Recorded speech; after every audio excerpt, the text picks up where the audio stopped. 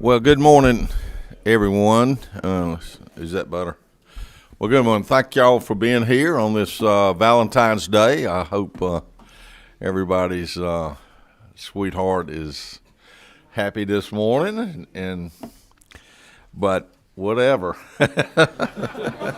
We got some business to do today, so it's committee day, and so thank everyone for being here. I'm going to ask my good friend Danny Mathis, he'd open up in a prayer.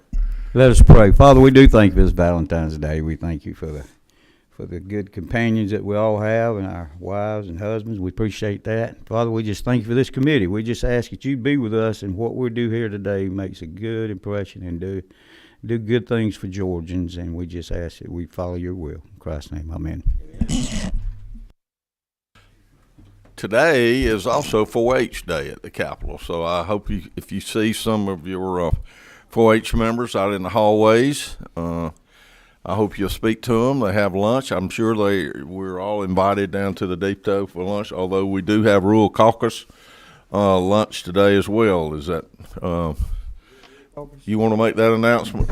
If I can, Mr. Yes, Chairman. I will tell you the menu: fried chicken, mac and cheese, black-eyed peas, fried okra rolls, and banana pudding.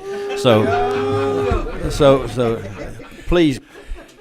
I might go and speak to them at the depot and pass on the box lunch and come and be at Rural Caucus. But anyway, I really appreciate Laura Perry Johnson. She's up here this morning with her extension with our 4-H members, and I hope y'all do support that program. It's a great program, UGA, throughout our state and nation. I was a member of 4-H at one time briefly, and it really had a great impression on me. So I really love that program and the support it has.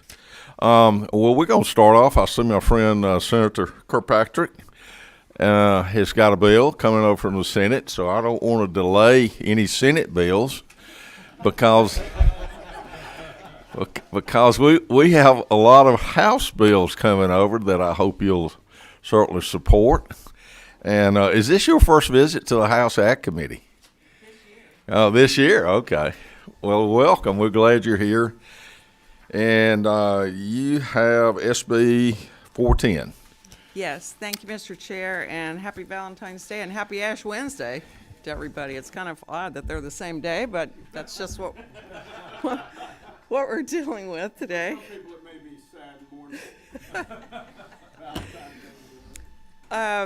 Anyway, Senate Bill 410 is because of a shortage of veterinarians in Georgia, especially rural areas, and that has impacted spay and neuter services. The demand is high, and it especially impacts local government shelters, the county shelters, and the nonprofit rescue groups. A growing number of veterinarians pursue short-term relief work due to the flexibility of the work schedule, very much like traveling nurses and other healthcare professionals that'll work for 3 months at a time somewhere and then move on. The nonprofits that these vets work for have to be licensed in Georgia, and I'll show you where that is in the bill. Senate Bill 410 allows for a 6-month temporary licensure by endorsement for vets and vet techs licensed in other states for the purpose of remedying staffing shortages in shelter medicine and nonprofit spay-neuter clinics across Georgia and especially local government shelters. This is another effort to streamline licensure in order to fill a workforce need in Georgia. And I have been working with the Georgia Veterinary Medical Association on this bill, and I really appreciate their collaboration and support. The important language, and you have a handout actually that explains the need that you can look at your convenience, but Section 2 is the meat of the bill, and that starts on page 6. And it describes the process asking the veterinary board to adopt rules and regs by the end of the year to create a one-time 6-month license for sterilization programs as I have described. The applicant must have a license that meets or exceeds our requirements here in Georgia, and the board would periodically review the rules to see if the need still exists. The employing nonprofit, as I said, would have to be registered in Georgia. as I said, I've been working with the veterinarians on this, and the thing that popped up late last night was that the state veterinary board would prefer that this be a new code section. And they sent me the specifics, and on line 143, they're proposing that code section 43-50-44.1 be changed to 43-50-42.1. And they feel this is a more logical place for it, and this would make it more likely that out-of-state veterinarians would go to that code section. And also, I have no problems with it. I talked to legislative counsel about it, Mr. Higbee, and he doesn't see any legal implications with changing that. So the only issue is that because I found out about this at 8 o'clock last night, I could not get a sub ready for you with the new code section by this morning. And so I'm happy to bring it back with the substitute bill at the chairman's pleasure. And with that, I'd be happy to answer any questions. Okay, thank you, Senator. Appreciate bringing this bill, and we'll be in that posture this first hearing, and we can come back next week with a sub, and hopefully, if it's any other issues between now and then, we can look at them. We do have a question. Who is Chairman Perkle? Thank you, Mr. Chair. And Senator, thank you for bringing this bill. Great bill. I thank you for changing it to 42.1. We talked earlier this morning. That's where it really needs to be. Doesn't open the Vet Practices Act, and this is it addresses a need in a limited way and provides great clarity. Moving it to the 42.1, I'm assuming, Chairman, that you want to wait until the sub and not do an amendment on it? That's my posture. I think this first hearing. Well, if that's your This bill, posture, then I we've will got not some time. offer an amendment. And I just wanted to say thank you for the bill. It's a good bill. Is that not true?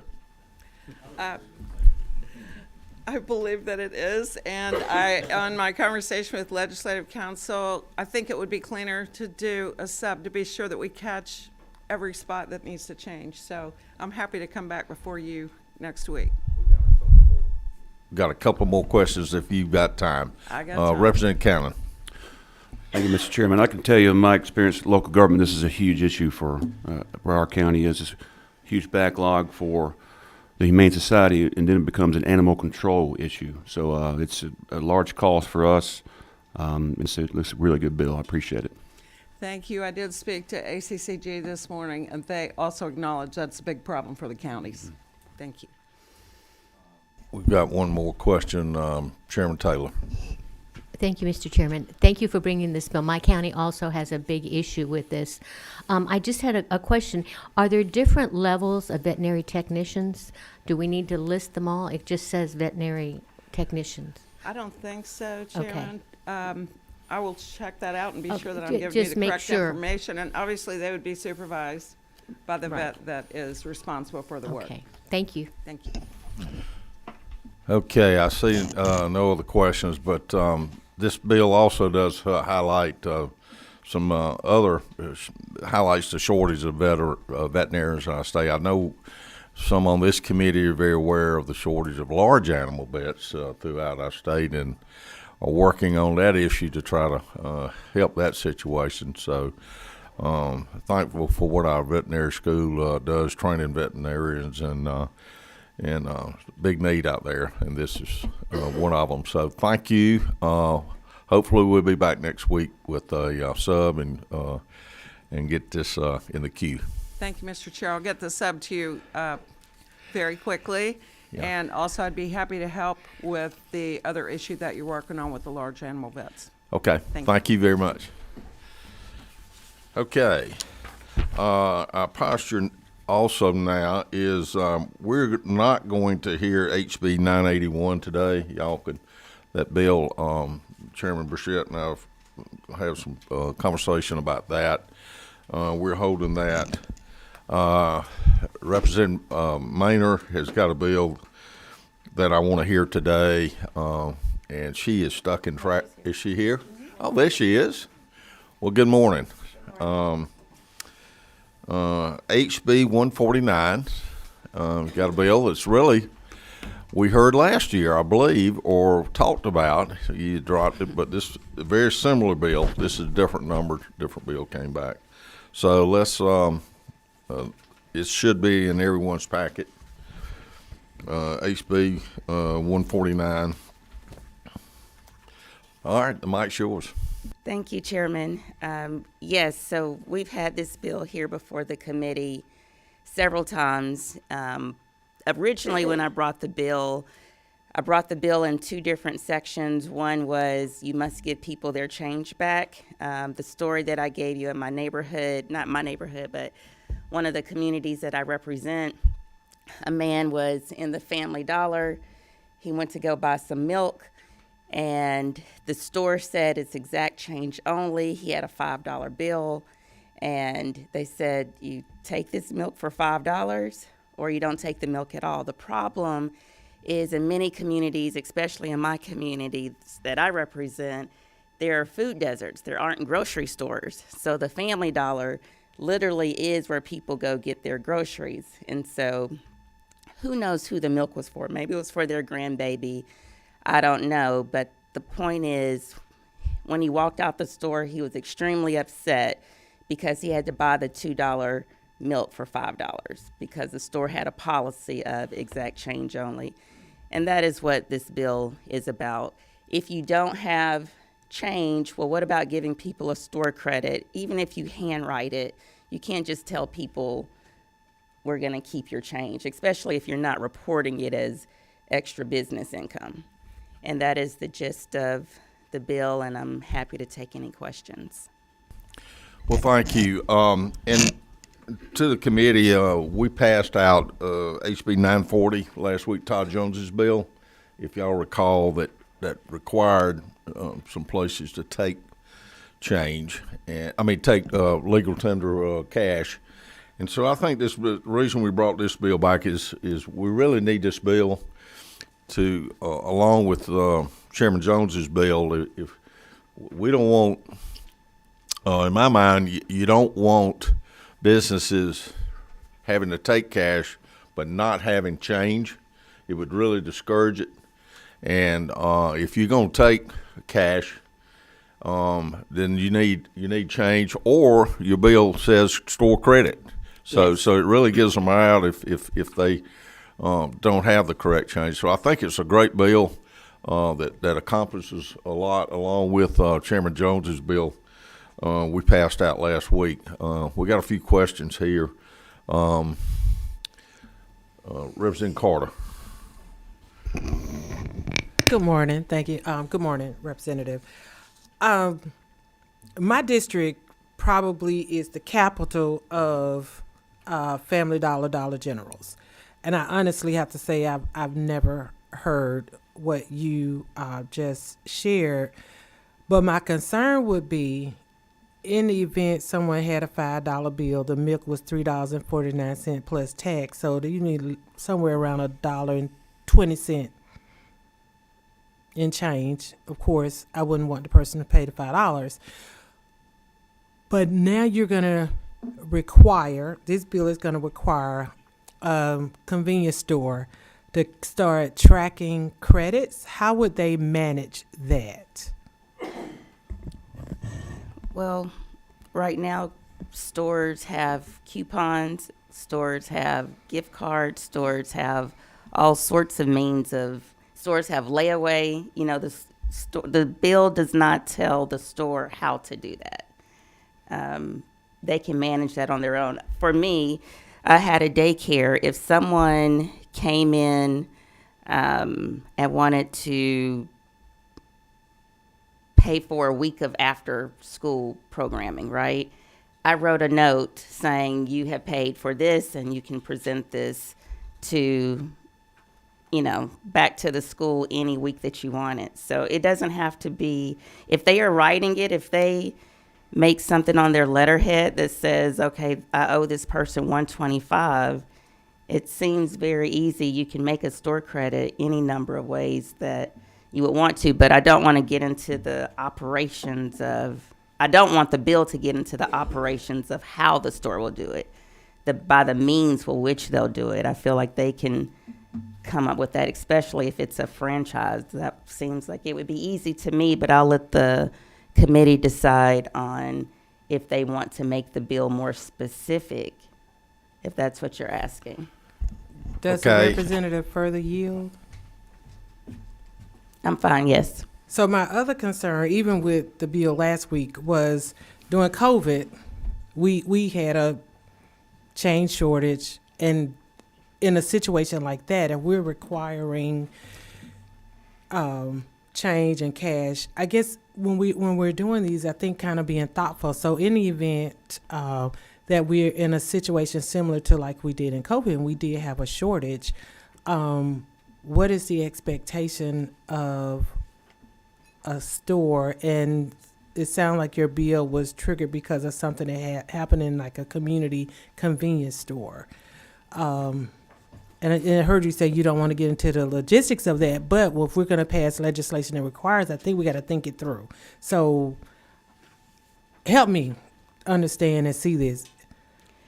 So I believe that the exact change only, I think that did start from the change shortage. There no longer is a change shortage. The problem is stores are still keeping with that. It still says in stores, especially in blighted communities, it still says exact change only.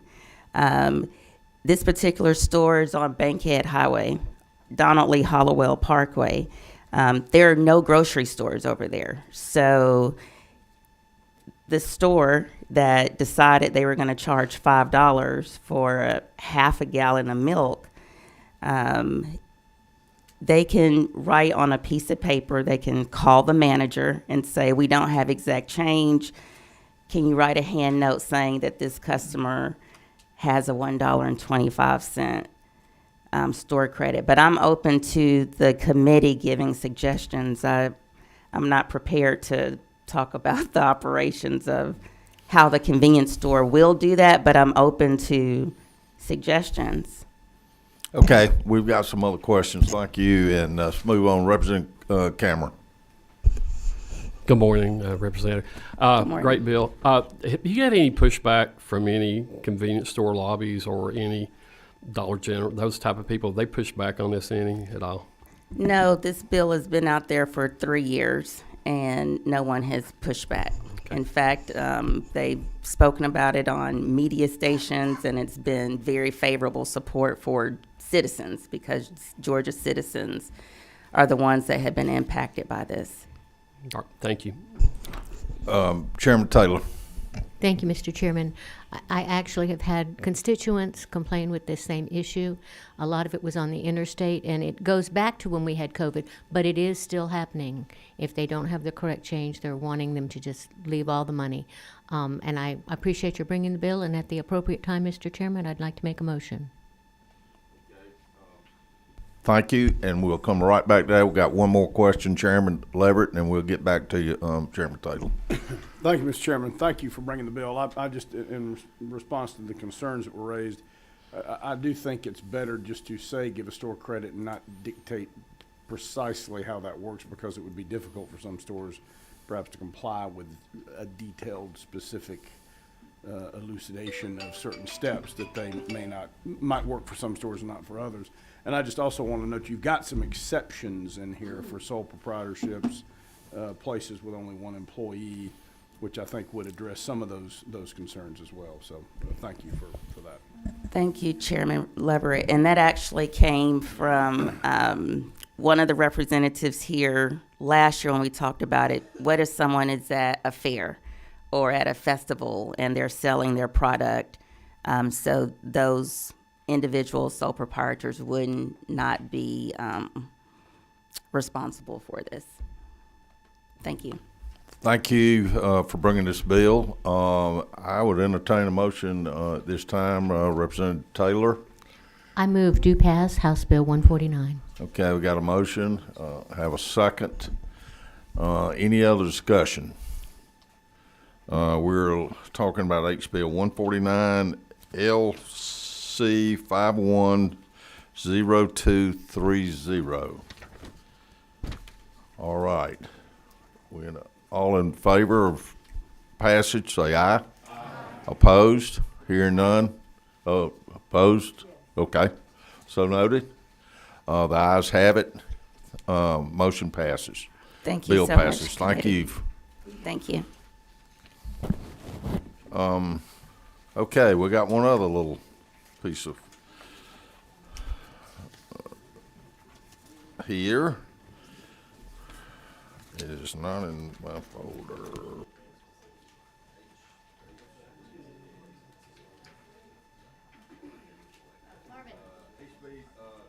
Three is next on our agenda. Representative Clark, would you come to the table mic, and we're going to turn it over to you and introduce your guest here. And this is our second hearing on this bill, and glad you're here.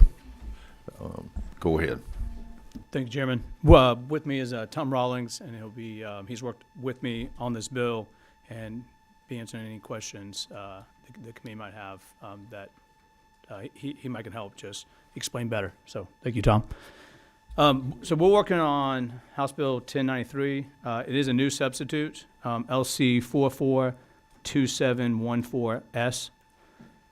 And the one change on that is lines 20 through 25, and it just adds the most recent 12 months preceding the acquisition. So it just adds that to clarify on those 2 months out of 12 months and 6 months out of 12 months. So that is the difference in the past substitute and the new substitute. Wanted to answer a question on one of the big things that was put out from the realtors, them wondering if it would go against the fair housing. In the bill, it says that a broker who's engaged by a client, he went in a timely disclose, not asking questions. You're not breaking the fair housing. You're not asking someone questions they should not ask. They're just disclosing Georgia law, and so they understand that. So it's not breaking the law. It's not getting into asking them questions that goes against the law. So this bill falls in line with the federal law, I believe, absolutely. And so they will be disclosing it, but they're not asking them specific questions that they should not be asking. So it does not in any way discriminate against anyone.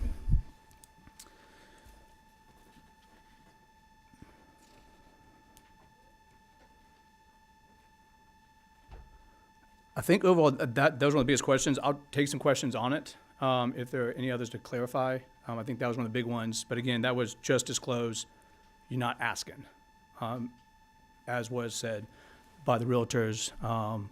But in there it says just disclose. There's nothing about asking, getting into the weeds, of asking their personal, life origin, race, and all that. So, but I'll be glad to answer any questions to clarify anything more. But this bill simply, it protects those who are coming to America, seeking asylum, seeking freedoms, and protects those, and in no way discriminates. We want people to come to America to chase the American dream and to achieve it.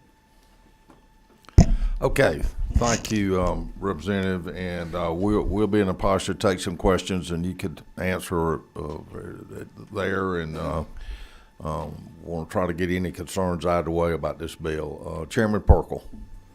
Thank you, Mr. Chair. Thank you for bringing the bill. I am a big supporter of the bill. Is it not true that, as you related to the Fair Housing Act, that this bill specifically deals with alienage? Alienage is not a protected class under Fair Housing Act. And is it not further true that of the 26 other states that have similar measures to this, every state around us, with the exception of North Carolina, has one in the hopper, this one actually is the best in the country? Is that not true? It's definitely true. It's definitely the best because you were a big help in helping craft this bill. So thank you, Chairman. Thank you, Chairman Perkle. I know you put a lot of work in this legislation over the last couple of years, and I know you've been a big help to me and to Representative Clark on this bill and moving this forward, looking at a lot of other bills across our country and helping to draft this. So thank you for that. I think I see a couple other questions. Representative Cannon. Thank you, Mr. Chairman. I was doing some research after the hearing and discovered that there was 24 other states that limit or restrict farmland purchase. Is not true? And can you confirm that? Yeah, true. I think 26. Okay, 26. Yeah.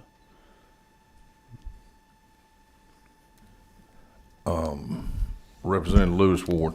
Thank you, Mr. Chair. I'm a big supporter of protecting our land. Did I hear you mention that you don't have to ask someone's origin?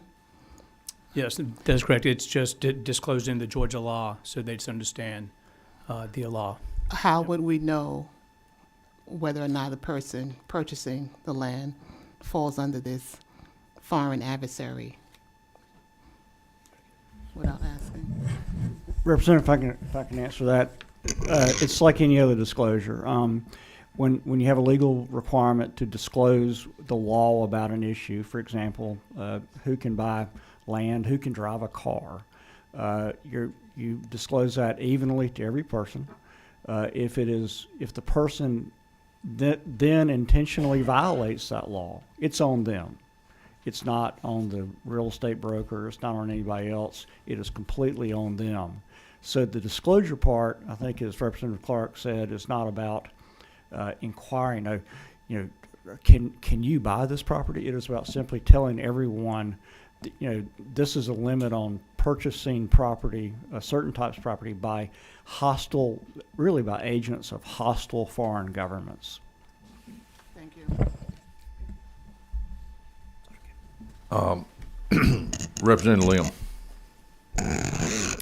Thank you, Mr. Chair. And to Representative Clark, first of all, we have had very lively conversations about this bill. It's been quite friendly, and I do want to recognize that I was certainly one of the ones that asked for the change on those lines you mentioned, so very much appreciate that.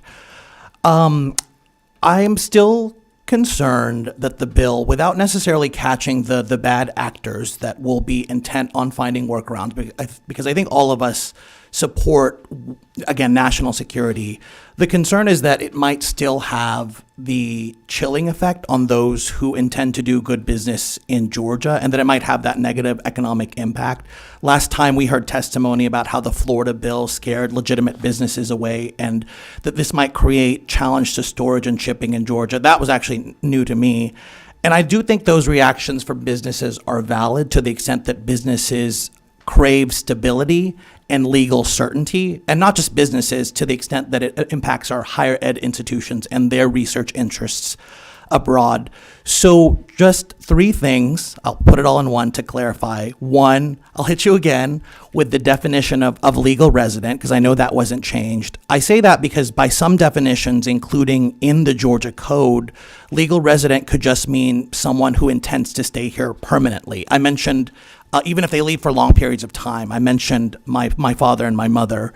So I would love some clarity on that, because I think, again, you might scare away some businesses. Number two, I think uncertainty also comes from the fact that the 11th Circuit litigation was mentioned. And like you said last time, it is not an exact carbon copy. But to be clear, that litigation was from the 11th Circuit, under which Georgia falls. And they didn't actually, from my reading of that order that granted the injunction, that was not fair housing. That was based on the fact that this is preempted by I wrote down, the Foreign Investment Risk Review Modernization Act. And I will tell you, I'm a securities attorney, and I've written AML, or anti-money laundering procedures, for brokers before, and I can tell you there's a reason for that preemption. It's because these laws are already, Democrats say this, a regulatory burden on businesses, even if it's a necessary one. So I would love to hear how this wouldn't create a patchwork of state laws that create that, again, that uncertainty for businesses that would scare them away. And then finally, I understand what you're saying about fair housing, but to my understanding, before I was a security attorney, I was a civil rights attorney. So I know that, among other things, the Fair Housing Act is not just about disparate treatment, but about disparate impact. Even if you don't intend, as I know you don't intend, the discrimination, that it might still have that disparate impact on these groups of folks and their national origin discrimination there. So the three things to summarize are the legal resident, the preemption from the 11th Circuit regarding foreign investment risks, and number three is, how is this not still a Fair Housing Act violation? Okay. Yeah, I would say on Would the answering- table like to respond to that? Say again, Chairman. Respond to that, please. I would say on answering the 11th Circuit appeal, I know it's been challenged, but I think, talking about the regulation of foreign land ownership, but the federal law does regulate foreign investments, and yes, will be debated in court of law. But I mean, I believe in the end, and especially how this bill is worded, it has the balance of national security, protecting our agricultural lands in our state, and at the same time being balanced in accordance with how the federal law regulates investments and all that. Do you need that, Tom? Yeah. If I can jump in here, number one on the FHA issues, I'm not hitting them in order. I apologize.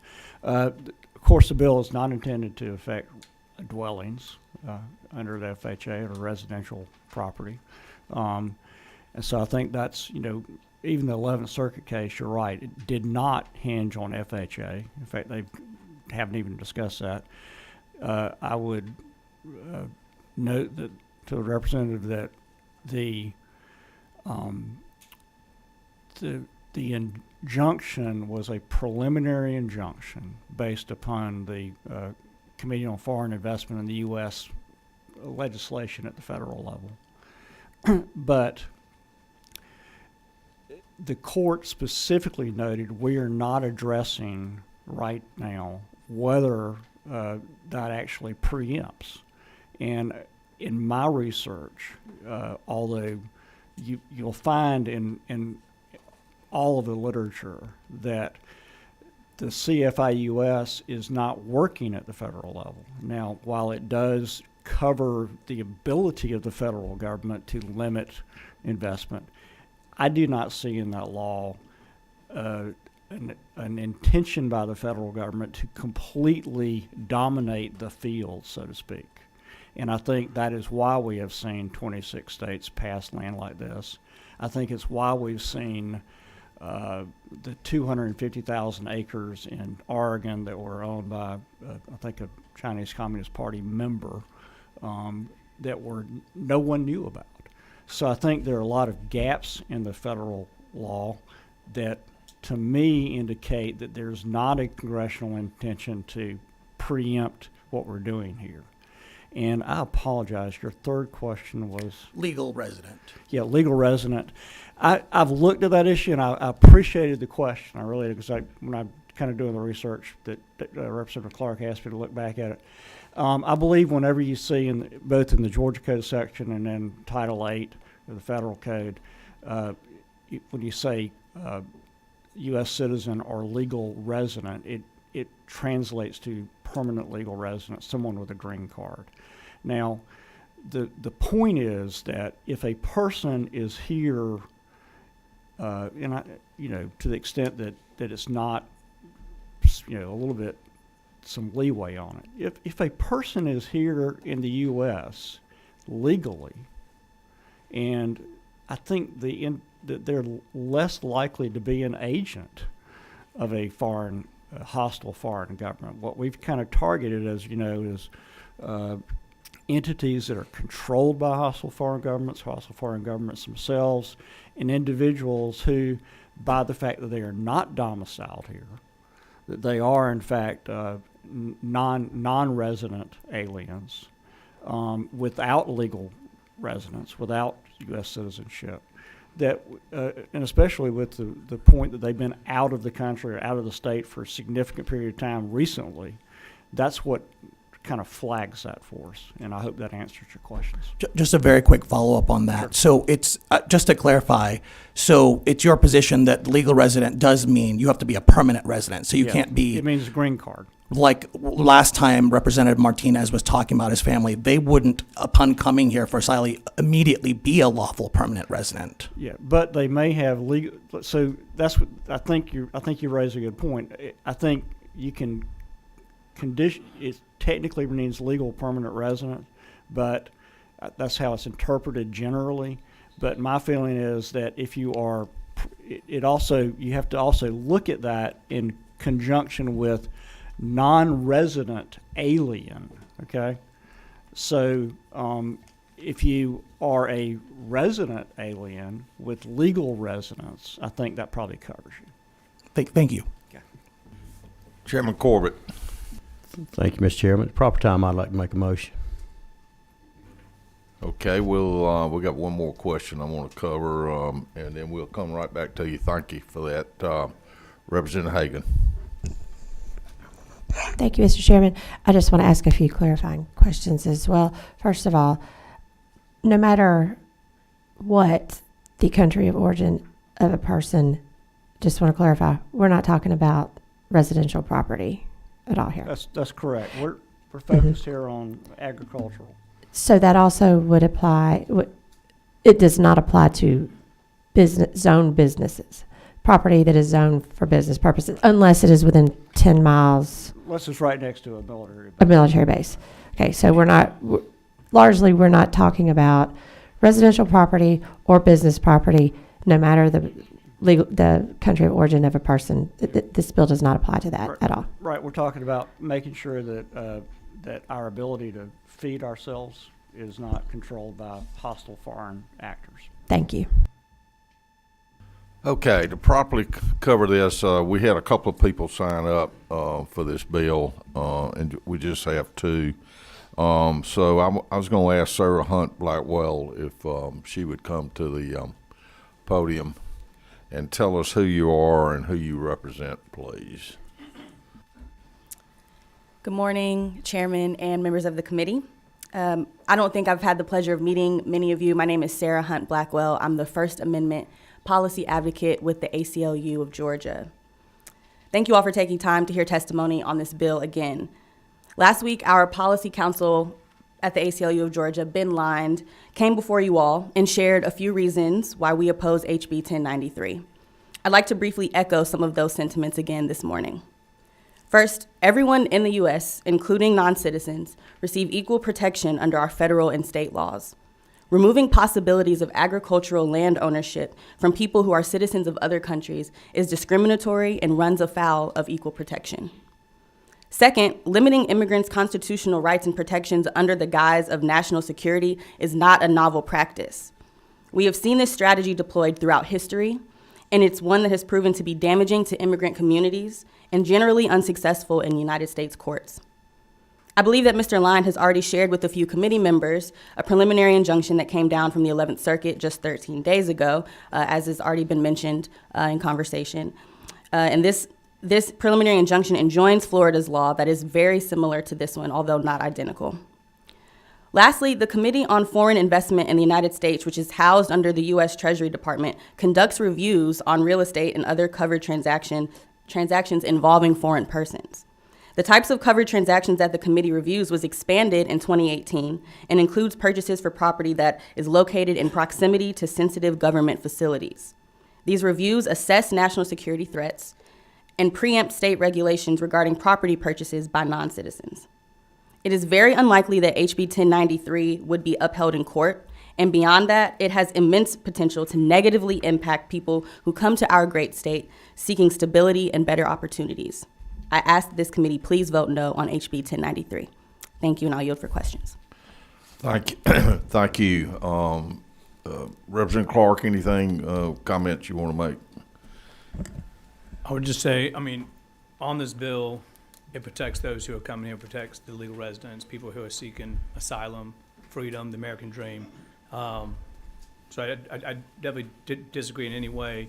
This is anti-immigrants coming here. Again, we're all immigrants, every one of us, unless you're an Indian, who's born here, your family comes from these lands, 100% were all immigrants, and this is protecting our nation, national security, our communities, every community, and at the same time protecting legal residents, immigrants coming here seeking the American dream. So I'm proud to be carrying this, and I think it's a bill that protects all. Okay, thank you. Thank you, Mr. Blackwell. Would Adam Balfour with Georgia Farm Bureau please come to the mic?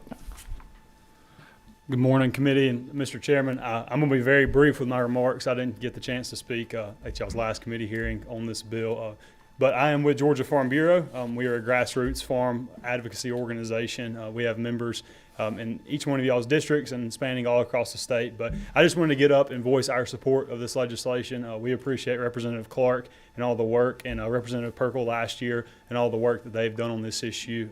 So again, I want to keep it brief, but thank y'all for hearing this. Thank y'all for taking a lot of time to discuss this piece of legislation. We believe it's very important, and our members believe it's very important. So thank you.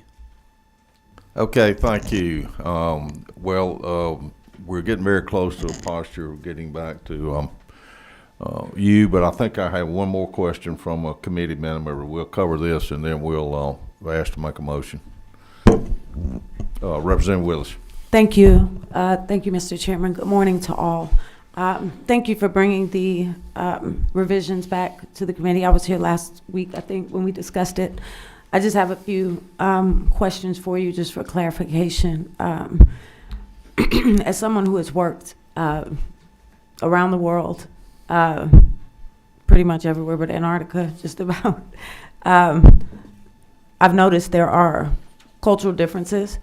And with some communities that I've worked with, particularly in the Asian community, well, not just them, there are individuals in this country who leave for 2 months out of the year. The flight is 18 hours to get there. They work all year. They go home for holiday. It's called in some cultures. In others, you know, they go home to see their families that they may not see for the rest of the year. That may be 2 months or so. And then come back and get back to work. I know many individuals in my district that follow this pattern, and I believe it just to be a cultural pattern. Some of us don't have to travel far to go see our family. Some of us just have to go down the road. And so that part of it speaks to me in a particular way, because I think there's intent, and then I also think that there's impact. And so I just wanted to know if there was further clarification around that issue, because I do know that it's really important to separate, as mentioned by my colleagues, the bad actors, the agents of adversarial lands, from individuals that are here working and that leave to go back to visit their parents who still live overseas, or their families, stay for a time and then return to come back to work. I see that very, very frequently, and I just wanted to know if you could address that for me. Thank you. Okay, respond to that, please. Thank you for the comment. Many of those folks live in the world's largest democracy, in India, and that's a very cultural thing. I think here what we do not see are individuals from countries such as North Korea that have been designated as hostile foreign adversaries that do that. And I think that is a significant difference, but I certainly do appreciate the cultural sensitivity issue. All right. One more, Representative Bennett. We can keep it short.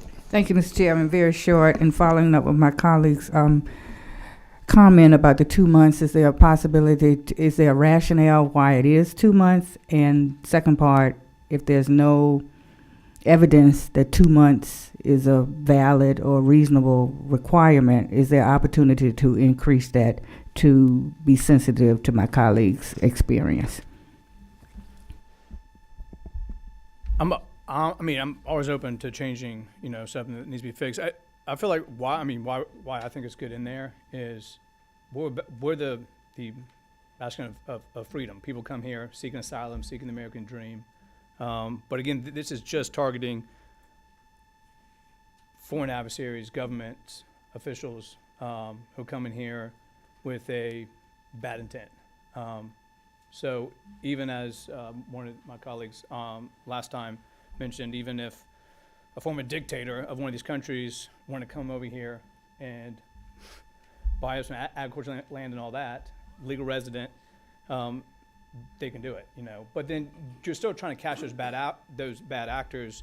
Where are you here to live and seek the American dream, or are you coming here with bad intentions, or are you coming here to live with us? I mean, one nation, one people, and I think it's keeping that good balance, I believe, in there. And again, these countries that are on the foreign adversary list, you can't go buy land over there, agriculture land. The only country, Venezuela, has a little bit of leeway, but then the whole list, if you want to even buy anything, it has, you can buy anything, a strip adjacent to rivers, lakes, seashores, transmission corridors for gas pipelines, oil pipelines, multi-purpose pipelines, border areas, military bases, basic industries, and it goes, I mean, a whole list. It's like, so that's the one country, maybe it's a little bit, they will allow you to come in, but the whole list, you're basically, you can't buy anything. Even next to the power lines too. So power line comes by, can't buy any land. So then the other countries, you can't go buy up agricultural land and all that. So I think this is a good national security piece of legislation, very balanced, and also embraces what America stands for: freedom. Come here, enjoy it, seek asylum, seek freedom. Okay. Thank you very much. We're at a point where I would entertain a motion. Representative Chairman Perkle, second. Any other discussion on HB 1093 LC 442714S? Okay. Representative Lim. Representative, I really appreciate that what you just said about if they are foreign adversaries, as long as they're staying here. I did have a question on that, because in reading Florida's law, they explicitly said you're prohibited if you are a foreign agent. I'm curious why that explicitly isn't here, because that might address, because I think we would all agree that you shouldn't be able to be here if you're that kind of agent. So is there a reason that this doesn't include the language that the Florida bill did? I would say we can look at it later. I mean, it's as a process to go through. So I'm not, again, there is no specific intentions I have. Like, let's ram it through because I have some agenda. This is about our country, our national security. When I'm not a student tie, I'm in uniform, and I love serving this country. So it's about protecting our communities, no matter where you came from, who you are, what party you are. So yeah, we can talk more about this. So thank you for the question. Thank you, Representative. Okay, thank you, Representative Lim. Appreciate that. And you're correct. This is a process we got here. It will have to go to the Senate, and I think the Senate's got a very similar bill coming this way too. So, thank you. Got a motion, a second. Hearing no other discussion, all in favor of do pass, say aye. Aye. Opposed? Here, got one opposed. Okay. Well, ayes have it. HB 1093 passes on the rules. Thank y'all. I think that's all on our agenda today. Thank y'all for being here on this Valentine's Day. Have a great day.